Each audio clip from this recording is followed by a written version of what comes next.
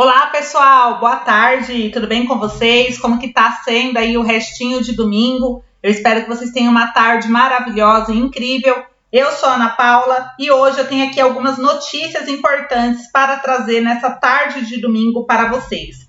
Primeiro, né, eu gostaria aqui de deixar claro que graças a você que ainda acredita, que não deu ouvidos àqueles que queriam que a gente se calasse, deixasse a luta, né, pelos aposentados e pensionistas, pelo 14º, pelo auxílio emergencial para aposentados, né? Graças aí à sua fé, à sua continuidade com a gente nessa luta, o governo já começou a se movimentar, inclusive já está sendo convocadas sessões extraordinárias, gente, para apreciação de projetos que precisam entrar em pauta ainda nesse mês de janeiro. Mas tudo isso eu vou trazer aqui para vocês, inclusive sobre a antecipação de pagamentos de 3 benefícios para 2021, que o governo já está cogitando também trazer, né? Eu vou falar ainda para vocês sobre o clima, gente, de disputa em Brasília entre o presidente Jair Bolsonaro e o atual presidente da Câmara dos Deputados, que é o Rodrigo Maia.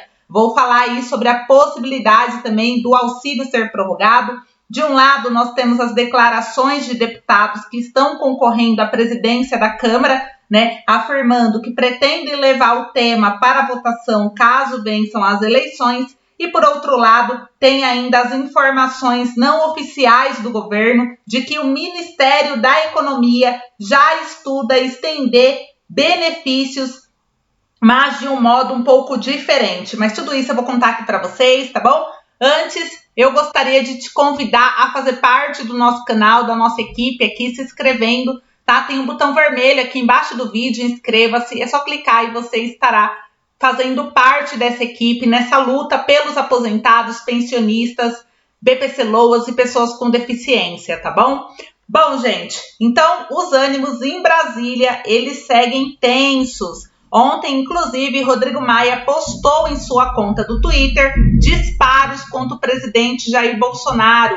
Ele não apenas chamou o presidente da República de covarde, quanto atribuiu a ele a responsabilidade pelas 200 mil vidas perdidas no Brasil até agora. Essas acusações estão acontecendo justamente nas últimas semanas de Rodrigo Maia como presidente da Câmara dos Deputados.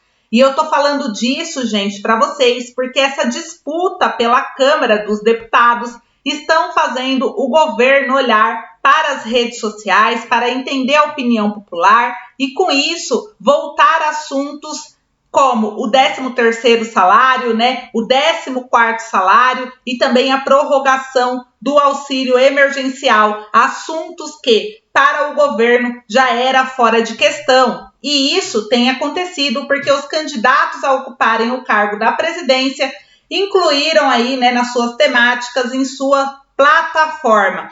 Baleia Rossi, inclusive, ele disse que não pode deixar as pessoas sem auxílio e que não deixaria aí, né, de aprovar esses auxílios caso ele vença a eleição. Até mesmo porque, segundo ele, não pode deixar de pagar auxílios à população, uma vez que a pandemia ainda não acabou.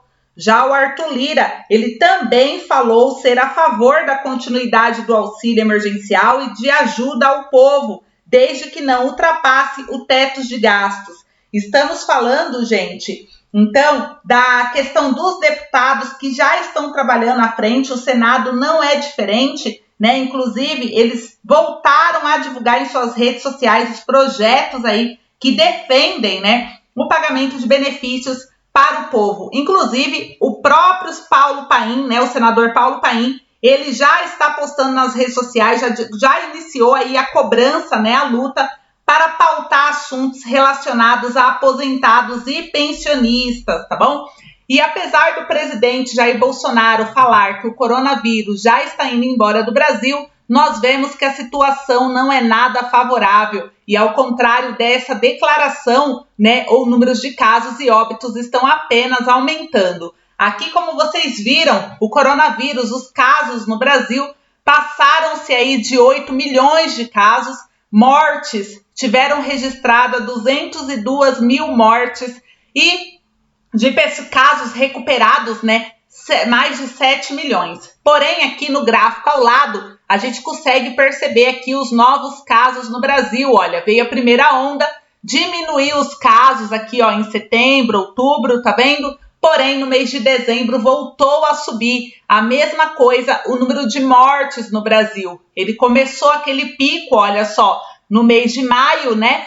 Veio esse pico do coronavírus de morte, caiu um pouquinho e agora voltou de novo os números a subirem, né? E devido a esse cenário, é necessária a injeção de dinheiro na economia para ela continuar girando. E é dentro desse cenário que nós falaremos dos 3 benefícios que eles já cogitaram aí ser adiantados agora no ano de 2021 por parte do governo. O primeiro aqui, gente, ó, o número do benefício, né, número 3, na verdade, na terceira posição, ficou aqui o FGTS emergencial. O benefício ele foi pago no ano de 2020 e o governo já deixou claro que pretende liberar a grana extra para 2021 e esse assunto voltou agora um pouco mais forte.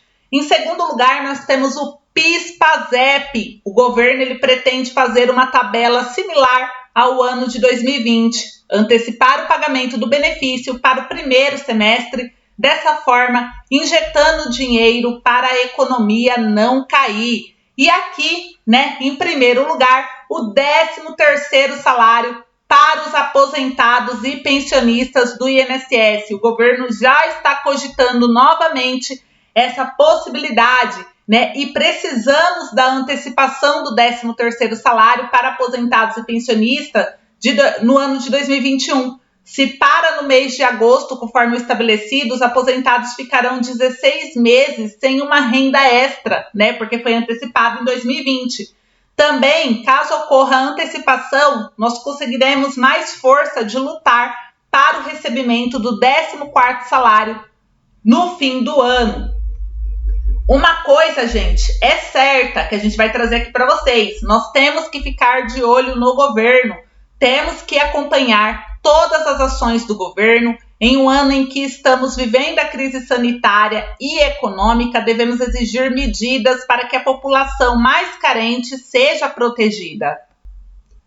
E apesar do presidente Jair Bolsonaro, né, falar o contrário, dizer que não vai liberar, né, benefícios financeiros e que o Brasil não tem mais todo esse Covid, que tudo é invenção da mídia, né? Apesar dele sempre estar falando isso nas redes sociais, já circula em Brasília que o Ministério da Cidadania está estudando uma proposta para tentar manter o auxílio emergencial por mais alguns meses. E é importante deixar claro que nesse estudo eles estão cogitando reduzir o valor do auxílio. Ao invés de pagar o valor de R$300, como foi nesses últimos meses, o valor seria menor.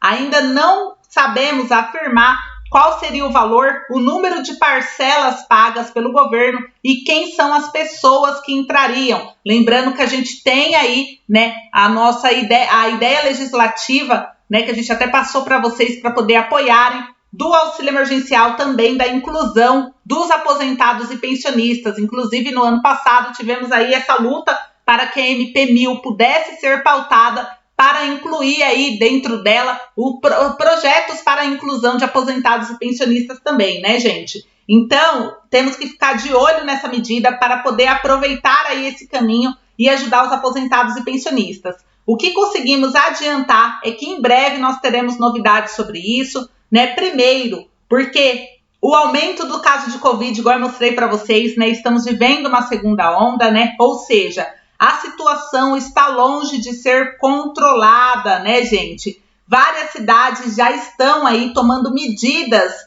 mais restritivas de isolamento e já vimos o impacto, né, disso nos empregos e na população. E por causa disso, gente, o tema está cada dia mais forte, né? As eleições para a presidência das casas legislativas, como eu comentei aqui com vocês, já estão trazendo os temas para a pauta e o governo sabe que se não fizer nada e rápido, o Congresso vai ter que resolver essa questão. E a maioria já se disse, inclusive, a favor de ajudar aí os aposentados e os pensionistas, porque a gente está ganhando uma força gigante, né? A bancada dos aposentados e pensionistas está aumentando em Brasília e isso é muito importante nesse momento aqui para a gente. Então a gente conta com vocês para continuar nessa luta conosco, né?